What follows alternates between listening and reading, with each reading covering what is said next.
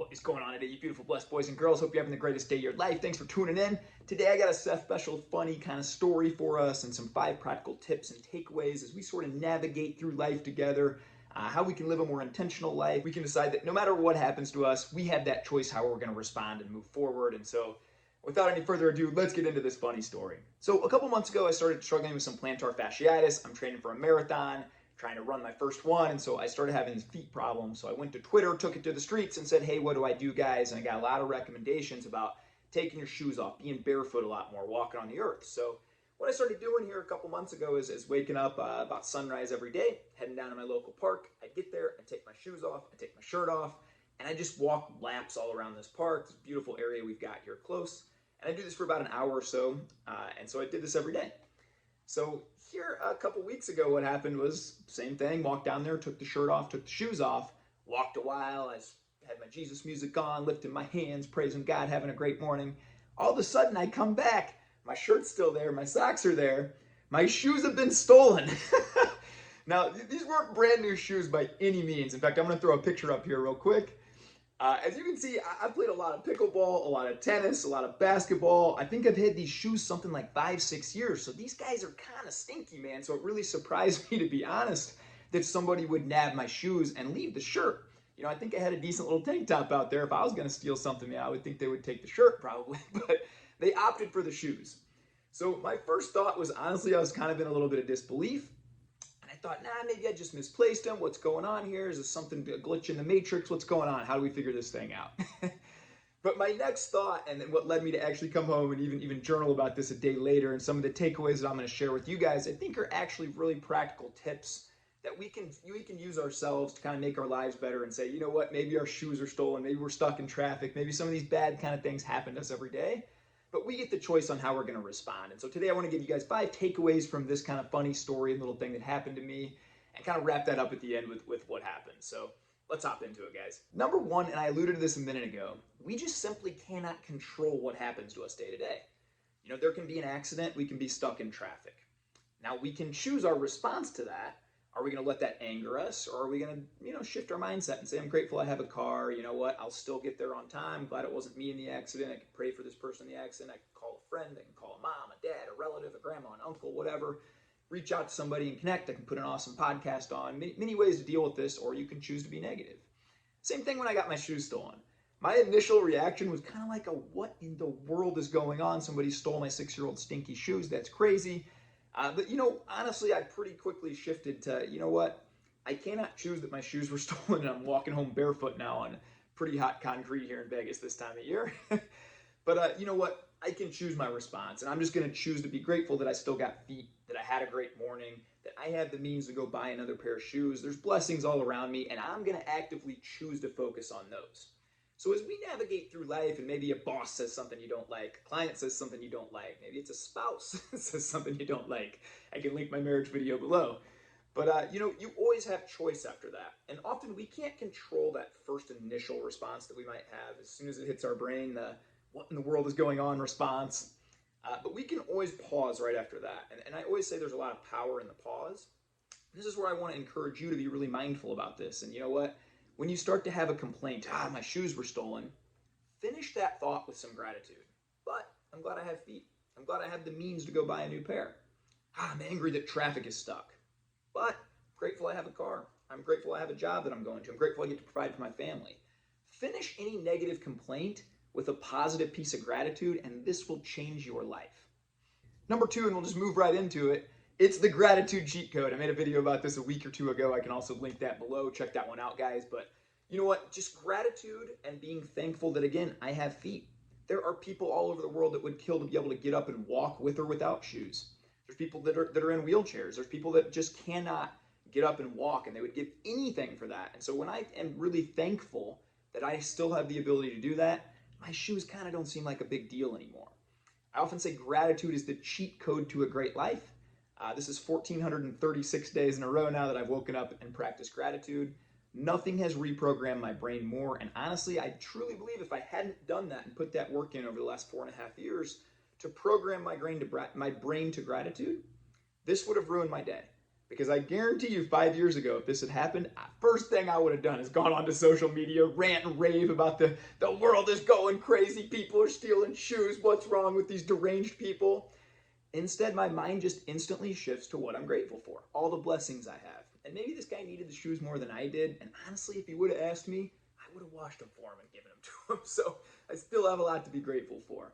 So that's tip 2, reprogram your brain to always see the good and find the blessings in everything, even stolen shoes, traffic, whatever that may be.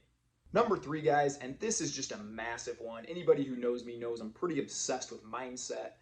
Every single high-achieving athlete, entertainer, CEO of company, they're all obsessed with mindset. You hear this often. The battle is won or lost in your mind first. You got to see it in your mind, and then you can walk it out. Now, I really believe that, oftentimes we work on our bodies, but we neglect our mind. We neglect our peace. We neglect where our thoughts are going. This is something the same way we train our muscles at the gym, we can train our minds to see the good, to think positively. And we do that by curating positive inputs, by meditating, journaling, prayer, whatever that looks like for you. But I would really encourage you because, I made a video a while back too on being stoic. And, if you knew me 5 or 6 years ago, again, I might have been running around the park live streaming how I was going to find somebody and beat him up for stealing my shoes if this happened 5, 6 years ago.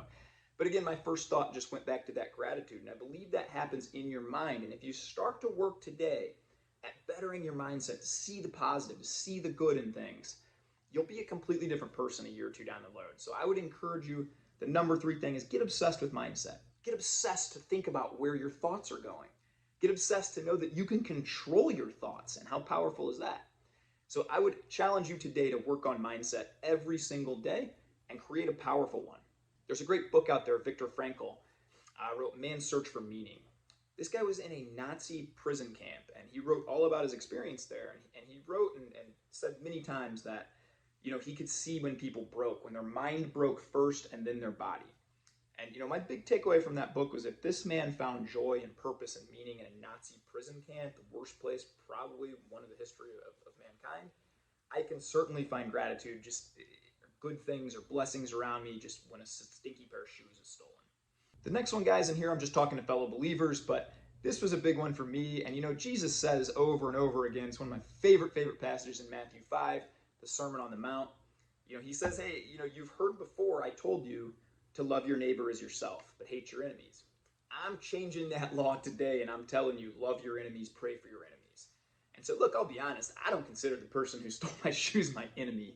I truthfully hope they're wearing them today. I hope they're living a great life. I hope that, whatever need they felt to steal those shoes, maybe they're going to work through some of that stuff on their own and live their best life. I truly don't consider that person an enemy, but still they did steal my shoes, right? And so I think just as a human being, we have a natural tendency to say what's mine is mine. I want to keep what's mine, whether that be money, things, whatever that is. And so, we need to fight those natural urges. And again, if you have beliefs like I have, Jesus calls us to say, you know what, I'm going to love those people. I'm going to pray for those people. I have prayed for this guy or girl, whoever's ended up stealing those shoes. I hope it's a guy, actually, because if not, man, they're really, and I don't know too many females that wear 6-year-old stinky shoes. Guys are more like that. I'm going to put up another verse here real quick, and then we'll move on to point 5. But Luke chapter 6:35 says, but I say love your enemies and do good. Lend, expecting nothing in return, and your reward will be great. For God is kind to the unthankful and even the evil. And so again, when I shift my mindset around that, and I say, hey, I study Jesus, I want to be more like Jesus. I think he lived the most perfect life a human can live here on earth. And whether you believe he is divine or not, that's kind of beside the point. He just lived a perfect life if you kind of look through and study his life. And challenge anyone to do that. But if I'm trying to be more like him every day, then this is kind of a non-negotiable. I'm certainly not allowed to say I want to get revenge at this person. I want to get back. I'm called to love my enemies. I'm called to pray for people. Even people that send me hate letters, multiple hate letters, I'm still going to love them and pray for them as well. Number 5, and I truthfully think this is probably the most important one, guys. Got a saying around here. We say this in our house all the time, especially with two 1-year-olds. If it's not going to matter in 5 years, don't give it more than 5 minutes of your attention. I made this mistake for 34, 35, 36 years of my life, if I'm very honest, especially working in a retail bank setting. I'd let other people's actions dictate me. I'd let a boss that was frustrated frustrate me. And these things, looking back, that just a few years later, a couple years later, just don't matter at all. They have no bearing on my life. I let them eat away at my peace. And I let them eat away at me having a great day back then.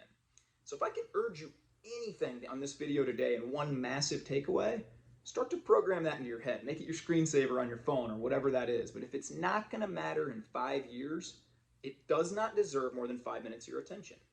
And when you start to live like that, you can kind of start to have that more Huna Makata. Hakuna Matata. It means no worries. Hakuna Matata kind of attitude, right? That it's just, I don't need to worry about this. I can keep moving on and having a great day. I don't need to sit here and dwell on it and let it ruin my day. So guys, I hope this has been somewhat informative. I hope you have some takeaways from this. Let me know in the comments below some things that maybe you're going to work on, that you're going to try and reprogram your mind to see the good as well. We can't help it often when our shoes are stolen, we're in traffic, a boss is mad at us, but we can always choose our response. And when you realize that is so transformative. We have so much power in our daily actions and our daily thoughts. So I urge you guys to go bless up, be kind to others, be kind to yourself. Somebody steals your shoes too, just keep on winning. Going and having the greatest day of your life, guys. Many blessings and have the best one. Thanks.